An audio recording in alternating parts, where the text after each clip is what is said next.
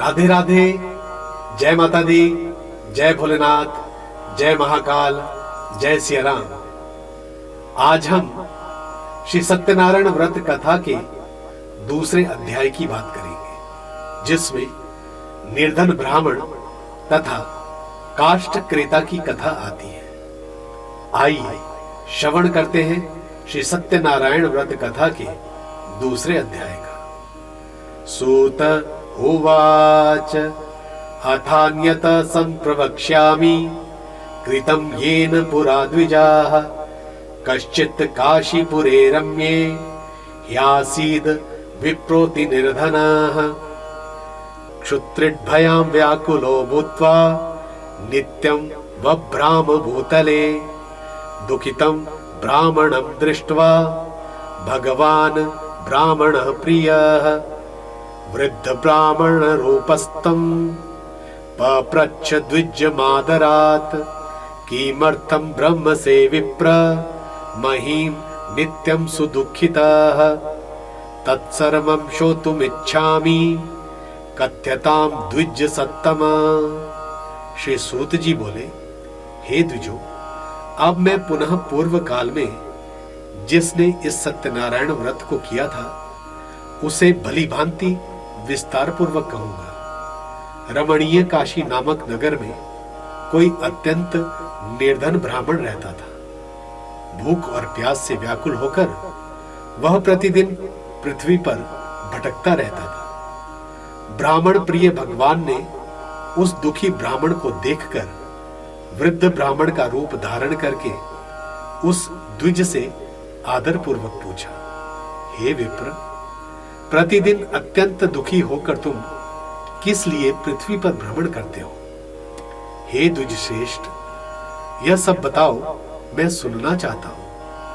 ब्राह्मण उवाच ब्राह्मणोत्ति दरिद्रोऽहं भिक्षार्थं वे भ्रमे महीं उपायं यदि जानासि कृपया कथय प्रभो। ब्राह्मण बोला, प्रभु, मैं अत्यंत दरिद्र ब्राह्मण हूं और भिक्षा के लिए ही पृथ्वी पर घूमता रहता हूं। यदि मेरी इस दरिद्रता को दूर करने का आप कुछ उपाय जानते हो तो कृपया पूर्वक बतलाइए।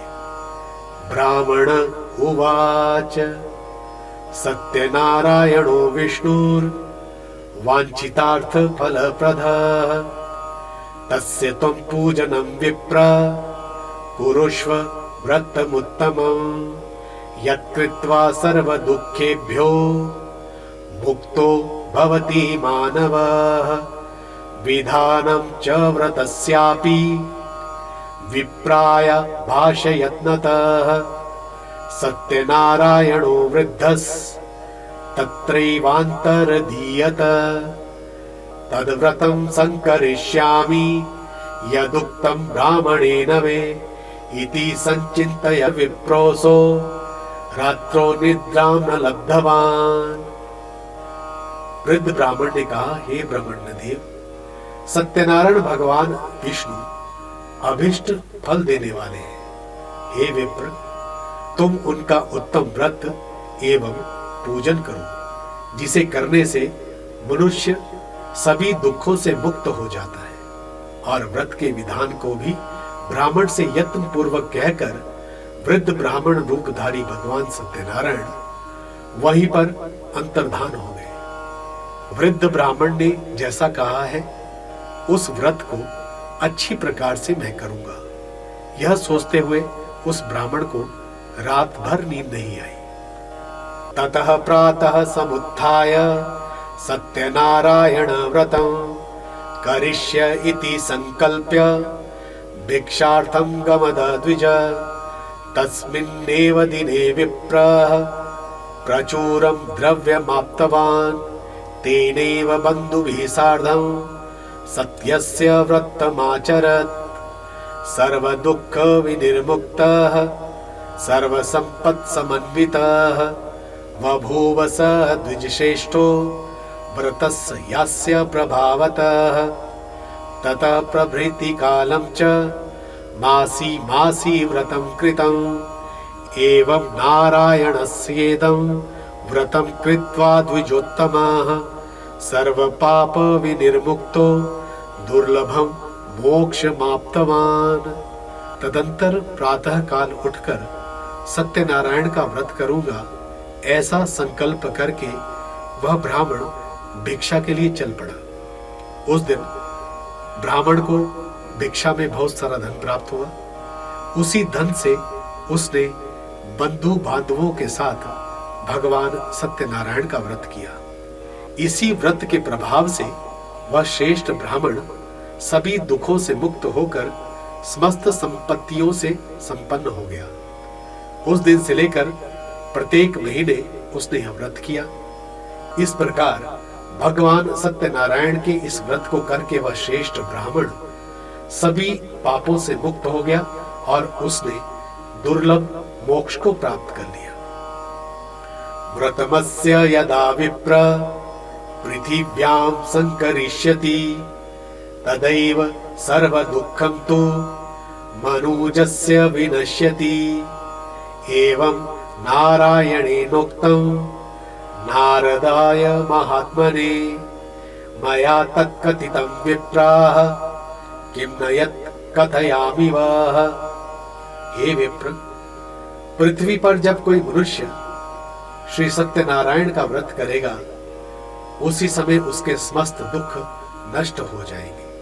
हे ब्राह्मणों, इस प्रकार भगवान नारायण ने महात्मा नारद जी से जो कुछ कहा वो मैंने सब आप लोगों से कह दिया है।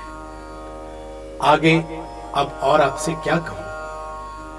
ऋषय ऊचुः तस्माद् विप्राच्युतं केन पृथिव्यां चरितं मुने तत्सर्वं श्रोतुमिच्छामः श्रद्धास्माकं प्रजायते। ऋषियों ने कहा, हे मुनि, इस पृथ्वी पर उस ब्राह्मण से सुने हुए इस व्रत को किसने किया, हम सब वह जानना चाहते हैं। इस पर हमारी श्रद्धा हो रही है। सूत उवाच शृणोध्वं मुनया सर्वे व्रतं येन कृतं भुवि एकदा स द्विजवरो यथा विभव विस्तरेः बन्धुभिः स्वजने सार्धं व्रतं कर्तुं समुद्यतः। एतस्मिन्नन्तरे काले काष्ठक्रेता समागमत् बहिः काष्ठं च संस्थाप्य विपरस्य गृहमाययो। तृष्णया पीडितात्मा च दृष्ट्वा विप्रं कृतं व्रतं प्रणिपत्य द्विजं प्राह किमिदं क्रियते त्वया कृते किं फलमाप्नोति विस्तराद वद मे प्रभो। श्री सूत जी बोले, मुनियों, पृथ्वी पर जिसने यह व्रत किया उसे आप लोग सुने। एक बार वह द्विज श्रेष्ठ अपनी धन संपत्ति के अनुसार बंधु बांधवों तथा पारिवारिक जनों के साथ व्रत करने के लिए उद्यत हुआ। इसी बीच एक लक्कड़हारा वहां आया और लकड़ी बाहर रखकर उस ब्राह्मण के घर गया। प्यास से व्याकुल होकर वह उस ब्राह्मण को व्रत करता हुआ देख प्रणाम करके उससे बोला, प्रभु, आप क्या कर रहे हैं? इसके करने से किस फल की प्राप्ति होती है? विस्तार पूर्वक मुझसे कहिए। विप्र उवाच सत्यनारायणस्येदं व्रतं सर्वेप्सितप्रदं तस्य प्रसादान् मे सर्वं धन्य धान्यादिकं महत् तस्मादेतत् व्रतं ज्ञात्वा काष्ठक्रेतातिहर्षितः पपौ जलं प्रसादं च भुक्त्वा स नगरं ययो।